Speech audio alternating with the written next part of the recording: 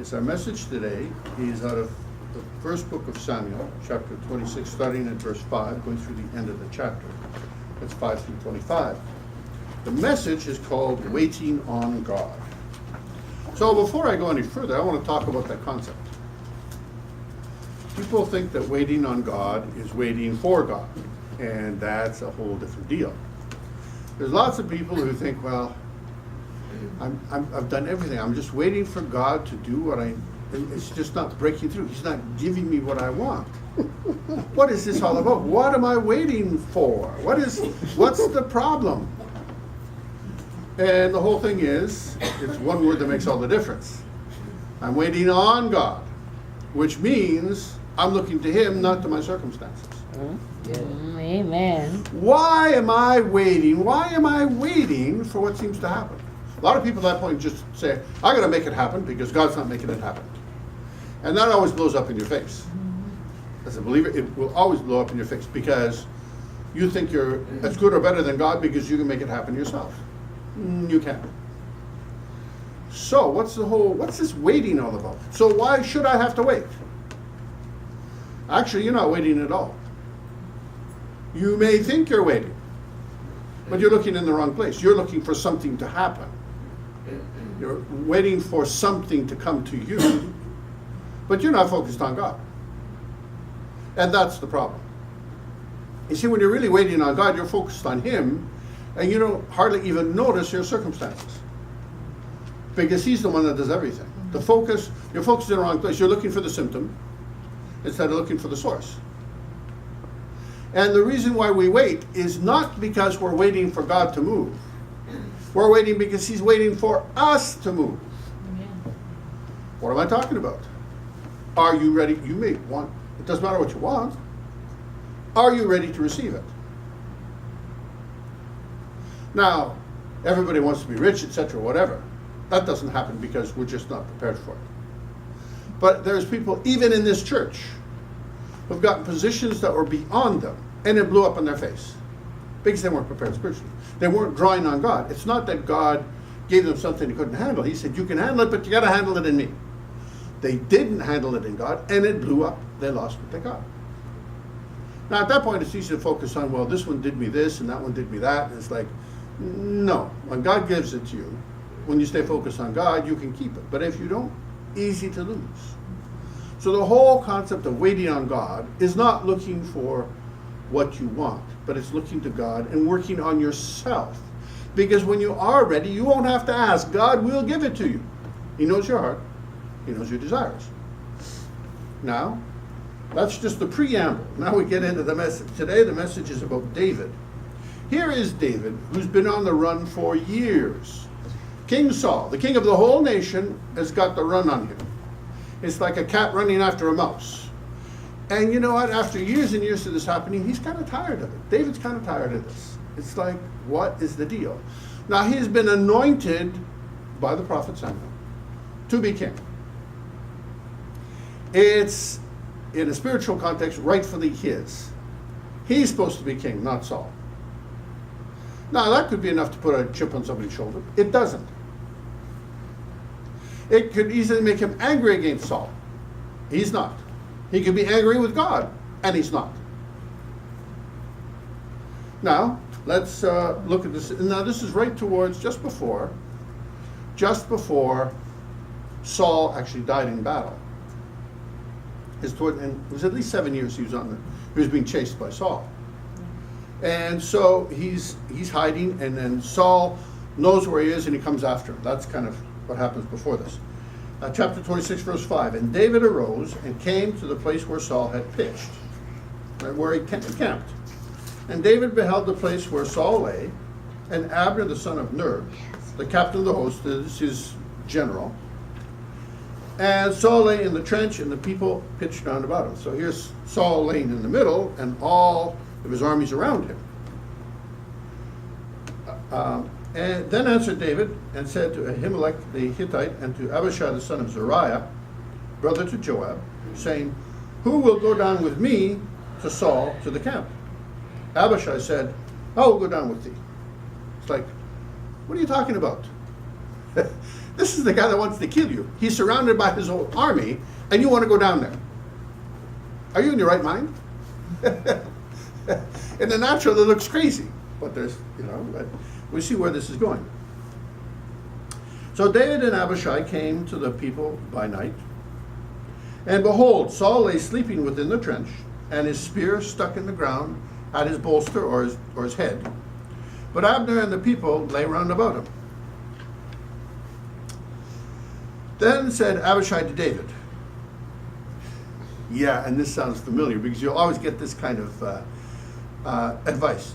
Abishai said to David, God hath delivered thine enemy into thine hand this day. Now therefore let me smite him, I pray thee, with the spear even to the earth at once, and I will not smite him the second time. He says, I'll finish the job on the first at the first try. I can get the job done. He's dead. Because you're really the king. He's not really the king. That was taken away from him. All of that is true. And sometimes you'll come across a situation when you're frustrated, and it's like, God gave me an opportunity. Yeah, to test your faith. You know the principles of God. So, but when something comes into your life that appeals to the flesh but is contrary to the word, that's simply a test of your faith. David's no fool. And David said to Abishai, destroy him not. Don't kill him. For who can stretch forth his hand against the Lord's anointed and be guiltless? He said it has nothing to do with the fact that this man has chased me like a dog for years to kill me. No. He's still king. Even though God anointed me after him, took the anointing off of Saul and gave it to David, he was still king. God had not taken that away from him yet. He said, he's still God's anointed. Now that's an understanding of God, number one. Number two, that shows patience. We'll get to that in a minute. And number three, it shows submission to God. So even though he's rightfully king, I have to wait.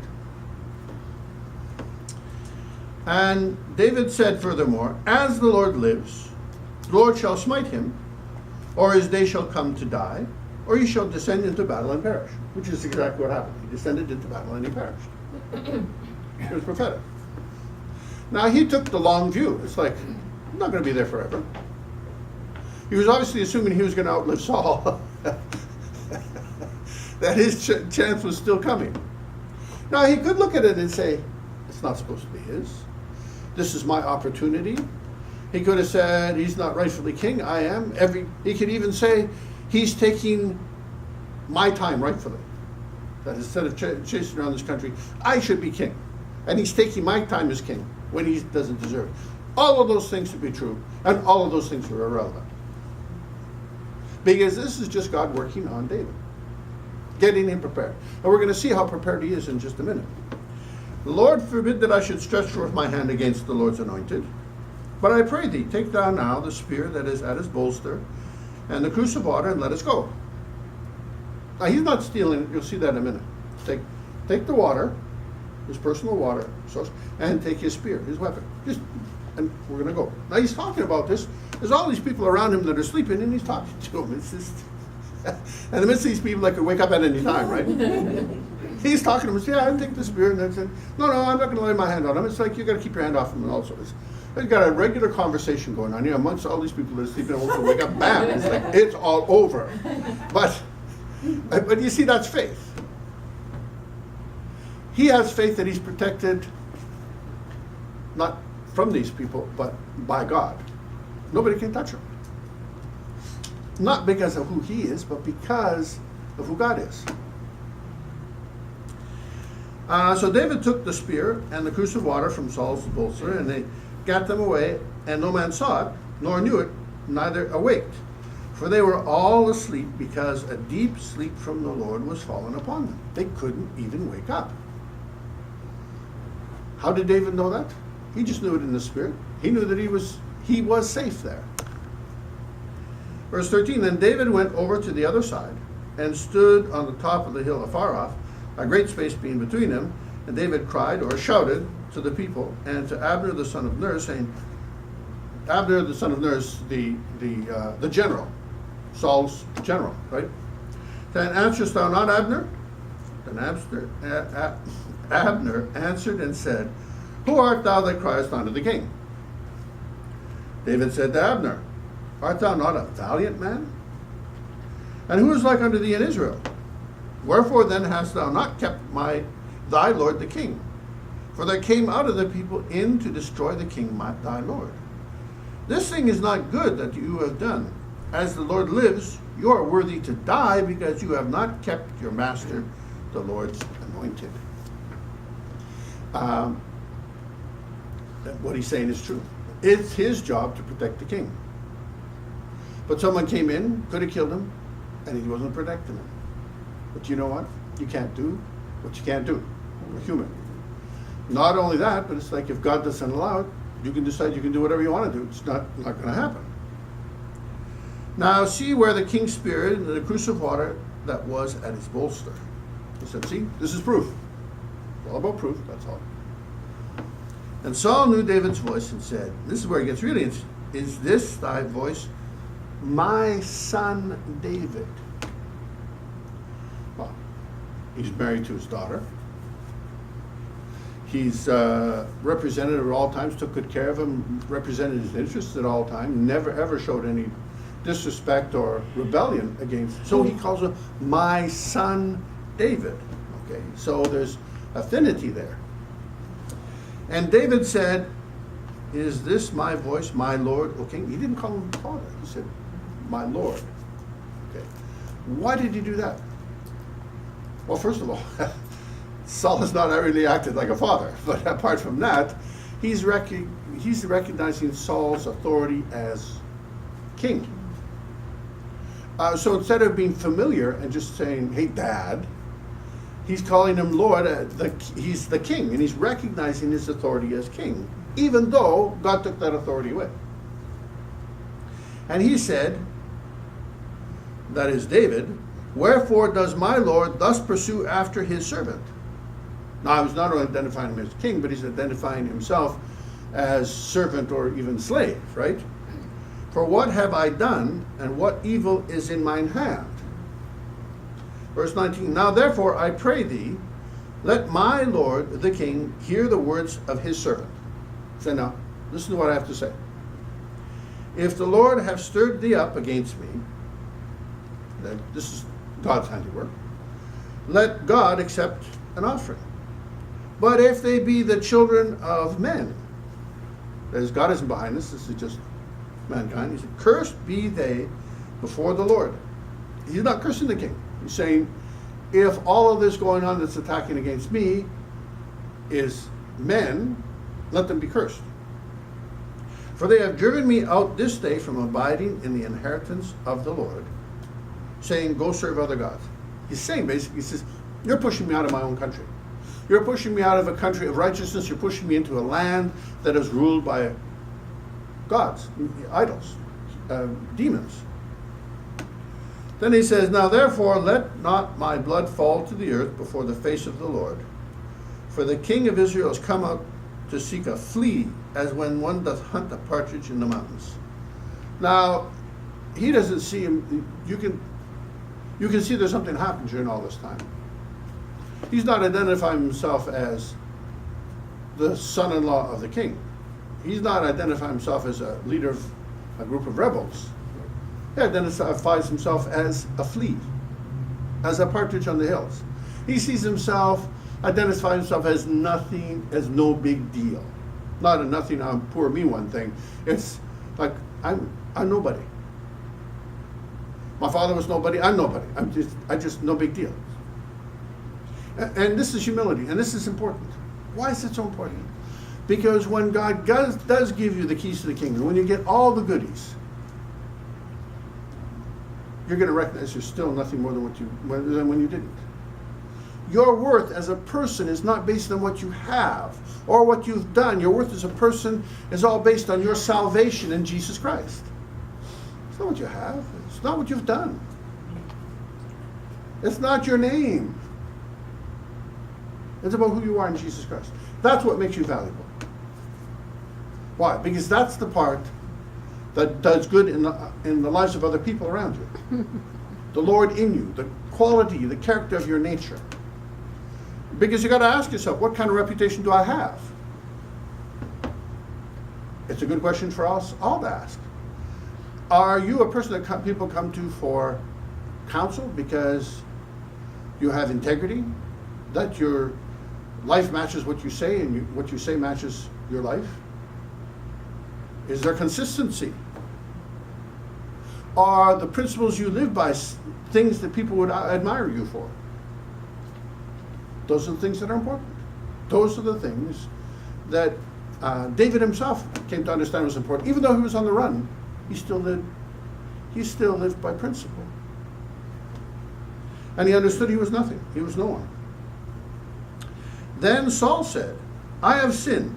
Return, my son David, for I will no more do thee harm. Because my soul was precious in thine eyes this day. Behold, I have played the fool, and have erred exceedingly. Well, it's a nice confession. What's the effect? Verse 22, and David answered and said, behold, the king's spear. Let one of the young men come over and fetch it. What did David do with that? He did nothing with that. It wasn't for him to make any judgment on it. Saul said it. He can accept it. But he can't live by it. Sometimes people will say things that you want to hear, and you feel good about it. Sometimes they'll say things that you don't want to hear, and you're not happy about it. Whether those things happen, whether they're true or they're not true, it doesn't matter. But we can't go by how we feel about it. We have to evaluate it and the effect, especially that it has in our lives. So people are bragging about what they're doing. It's like, that might get under your skin. But if it gets under your skin, it's because you have the same problem. If it sounds good, well, that's nice. But how does it affect your life? The point is, you have to evaluate what someone says in terms of the effect that it has on your life, on the way that you live, on the way that you think, in the way that you conduct yourself. Is this consistent with righteous principles? And if it isn't, you have to reject it, even if it sounds good. And if it happens to conflict with your life, then you need to reevaluate. Change the way you think. Change the way you act. So he didn't address it at all. But he knew that he couldn't live by this. Why is that? Because Saul had tried to kill him many times before. And many times before, he'd confronted that issue. And there was once he was in a cave, and David could have killed him, and he didn't. So this is at least the second time around that this happens. Each time it sounded sincere, but it doesn't matter how sincere we are today. What's the effect tomorrow? Is it still going to be there? Verse 23. David speaking says, the Lord rendered to every man his righteousness and his faithfulness, which is absolutely true.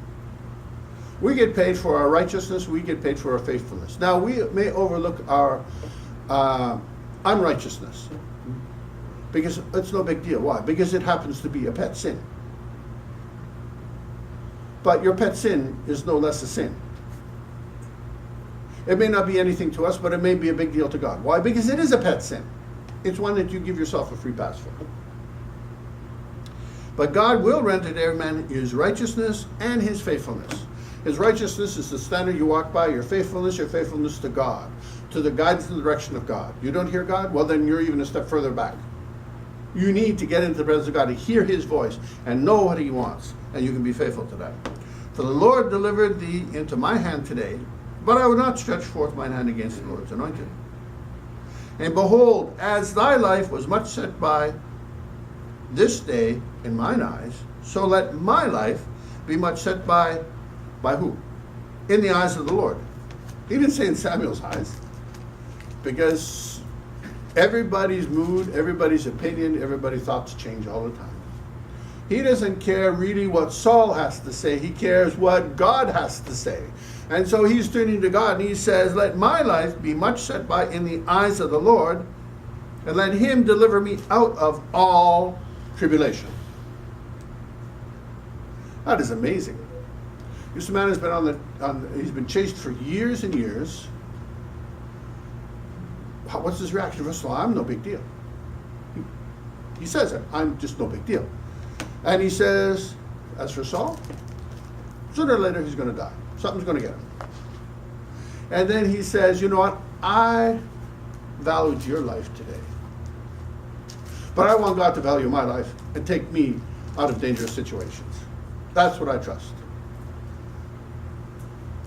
Then Saul said to David, blessed be thou, my son David. Thou shalt both do great things and shalt also prevail, which is absolutely true. It was prophetic. So David went on his way and Saul returned to his place. There's no wonder that was not long after this, David became king. David became king in Judah, and then he became king in all of Israel. And what did he do? He worked on himself. That's what waiting on God is. Getting into the presence of God and say, okay, God, what's my lesson for today? Not, what am I waiting for you to do for me today? It's, what do I need to work on today? What's my lesson for the day? What do I need to change in my life? You know, God's got lots of time. He's got all the time that you need and more. He works on us our whole life. Till the day we die, he's working on us. He never runs out of time. We might run out of time, but he never runs out of time. So what's the problem? Are we dragging our heels? Big as if we are, just takes longer. Are we there yet? We're never there yet. But it doesn't mean you can't enjoy the trip while you're going. Waiting on God. We're waiting on God every day. It's not about waiting for stuff, for things. It's about getting into the presence of God and hearing what he's got for us today, what we need to work on, so that he can bless us even more. He wants to bless us. He gave us everything. He wants to give us more. And that's my message for today.